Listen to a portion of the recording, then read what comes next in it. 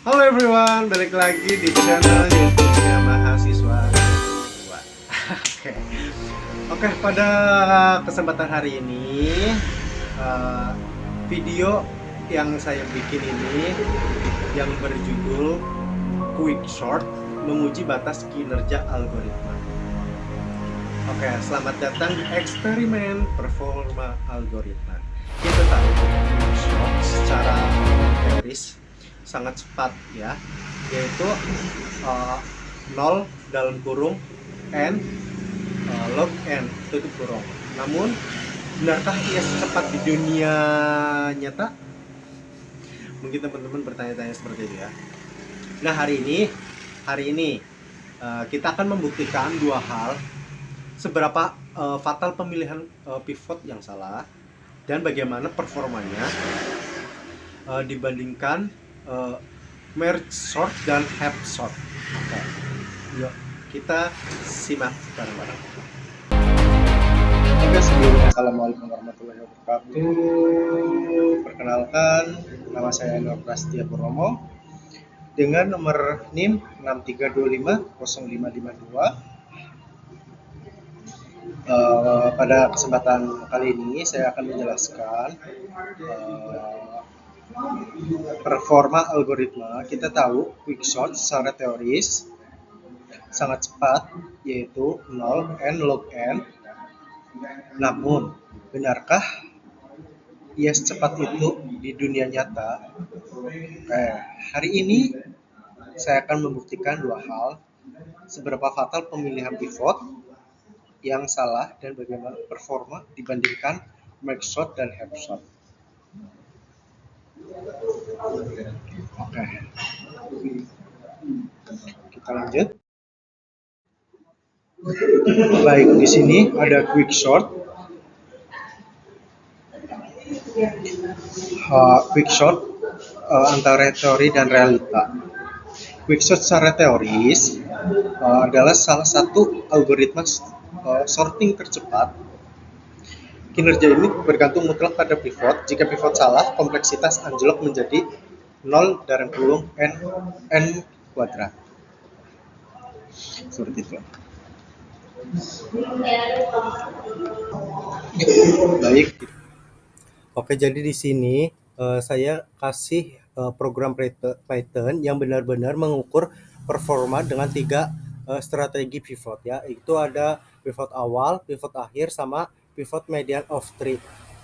Terus program ini mengukur waktu eksekusi quick short, menguji pada data terurut atau kasus terburuk, dan data acak, menampilkan perbandingan waktunya. Nah, di sini ada banyak ya.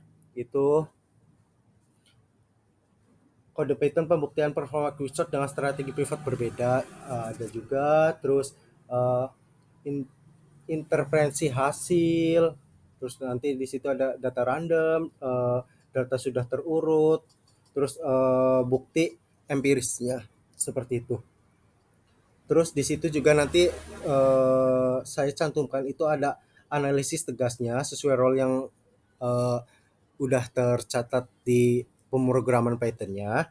Terus ada langkah-langkahnya seperti itu.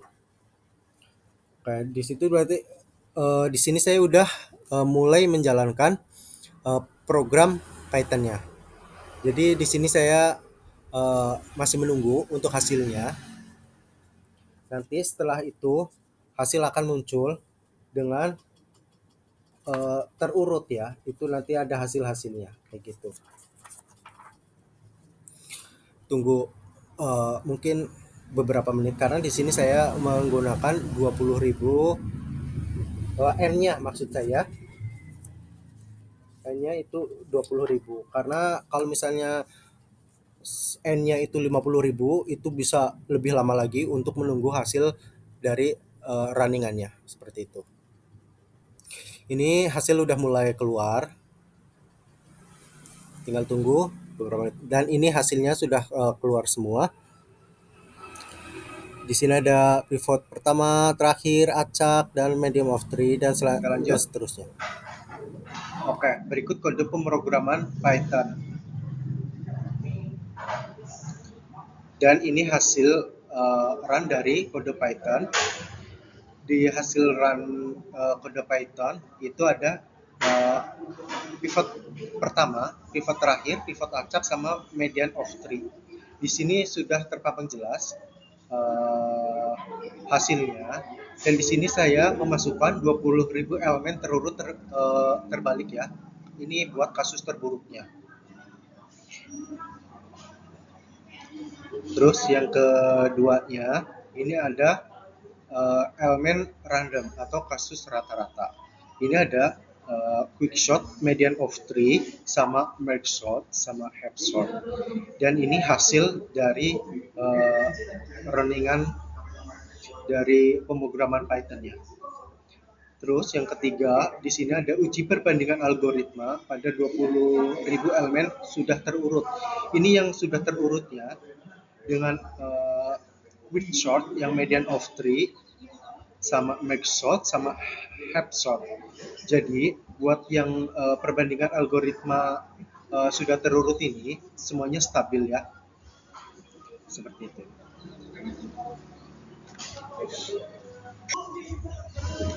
Baik, kita menguji 4 strategi pivot pada 20.000 data yang terurut terbalik. Ini adalah kasus terburuk bagi pivot standar. Kita next ya.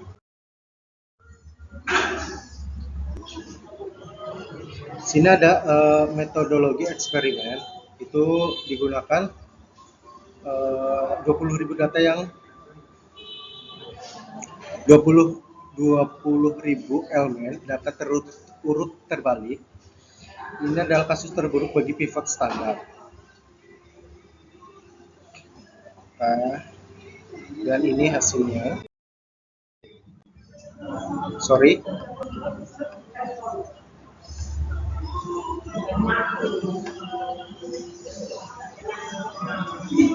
Ini pembuktian tugas 2 ya, hasil perbandingan algoritma data acak. Itu ada quick short, max short, dan half short. Dan ini diagram pembuktiannya. Di sini quick short itu cepat karena beroperasi in place ya, minim overhead memory gitu. Sedangkan yang merge shot itu lebih lambat dari quick shot karena biaya memori bertambah atau membutuhkan ruang kerja ekstra, seperti itu. Sedangkan yang half shot terlihat paling cepat karena efisiensi implementasi bawaan Python secara teori, namun memiliki performa yang sangat kompetitif. Seperti itu ya teman-teman.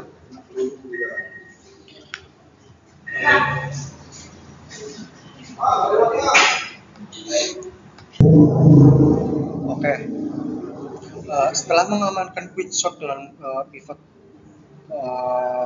terbaik, median of tree, kini kita bandingkan dengan 2 pesaingnya, yaitu max short dan half short pada 20.000 data acak. Dan ini kan udah datanya kan. Baik, kita lanjut, dan ini analisis stabilitas kinerjanya. Yang quick shot median of tree, waktu randomnya itu ada di 0,07 detik. Itu waktu terurutnya, menunjukkan stabilitas performa yang sangat tinggi. Sedangkan yang max shot waktu random itu 0,114 detik, waktu terurutnya 0,115 detik.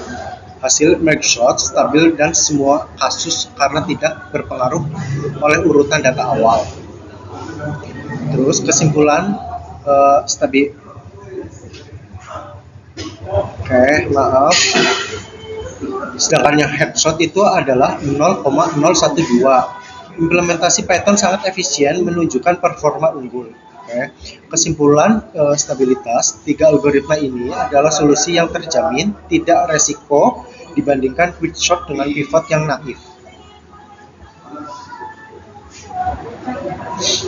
Jadi seperti itu. Jadi Demikian presentasi yang bisa saya sampaikan. Apabila ada kata-kata atau materi yang kurang mengena, boleh kita koreksi bareng-bareng lagi. Jadi pembuktian empiris selesai ya. Jadi performa algoritma adalah tentang strategi, bukan sekedar teori. Terima kasih. Wassalamualaikum warahmatullahi wabarakatuh.